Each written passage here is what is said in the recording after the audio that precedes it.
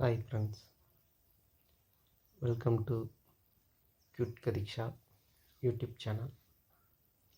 நம்ம cute Kathiksha YouTube channel நேயர்கள் அனைவருக்கும் வணக்கம்.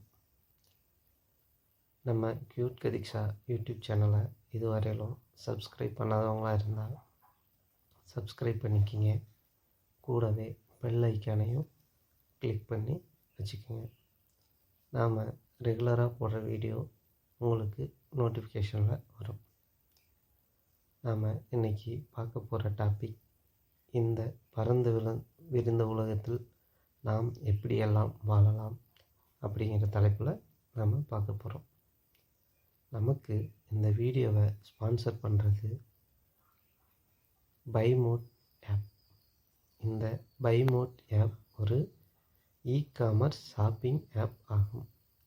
இந்த பைமோட் ஆப்பை பயன்படுத்தி நாம் அன்றாடம் பயன்படுத்தும் பொருட்களான பால், காய்கறிகள், பழங்கள், மளிகை சாமான்கள், மின்சாதன பொருட்கள், அழகு சாதன பொருட்கள் போன்ற பல பொருட்களை இந்த பைமோட் ஆப் மூலயமா விரைவாகவும் விலை குறைவாகவும் அதே சமயத்தில் தரமானதாகவும் வாங்கிட முடியும்.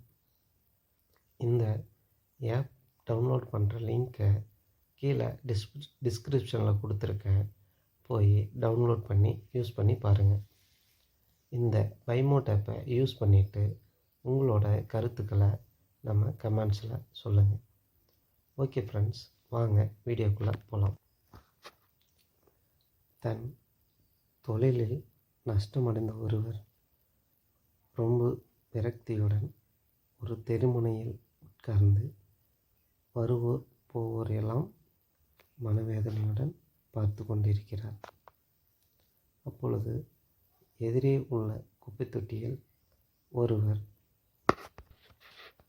தனக்கு தேவையான பழைய பேப்பர்களை ஒரு சாக்கு பையில் நிரப்பிச் சென்றதை காண்கிறார். சிறிது நேரம் கழித்து மற்றொருவர் வந்து தனக்கு தேவையான பாட்டில்களை எடுத்து சாக்கு பையில் நிரப்பிச் செல்வதை காண்கிறார்.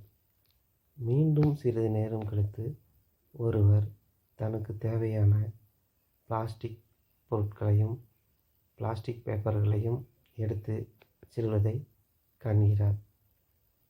சற்று நேரத்தில் அந்த வழியாக வந்த நாய் ஒன்று குப்பை தொட்டியில் கிடந்த எச்சிலையில் தனக்கு தேவையான சாப்பாட்டை சாப்பிட்டு சென்றதை பார்க்கிறார். இறுதியாக ஒரு பசு அந்த குப்பை தொட்டியில் உள்ள பச்சை இலைகளை சாப்பிட்டு தன் பசியை ஆறிச் செல்வதை காண்கிறார். இதனை பார்த்த அந்த தொழிலில் நஷ்டமடைந்தவருக்கு, ஒரு சிறிய குப்பை தொட்டியிலே இத்தனை பேர் பிழைத்து வாழ்கிறார்கள் என்றால் இந்த பரந்து விரிந்த உலகத்தில் நாம் எப்படியெல்லாம் பிழைத்து வாழலாம் என்ற எண்ணம் அவருக்கு தோன்றியது. இனிமேல் தனக்கு தோல்வியே இல்லை, இனி வரும் காலம் பொற்காலமே, இனி தனக்கு மிகப்பெரிய வெற்றியே என தன்னுடைய பழைய தொழிலை தொடங்க எண்ணத்தில் சந்தோஷத்துடன் சென்றார்.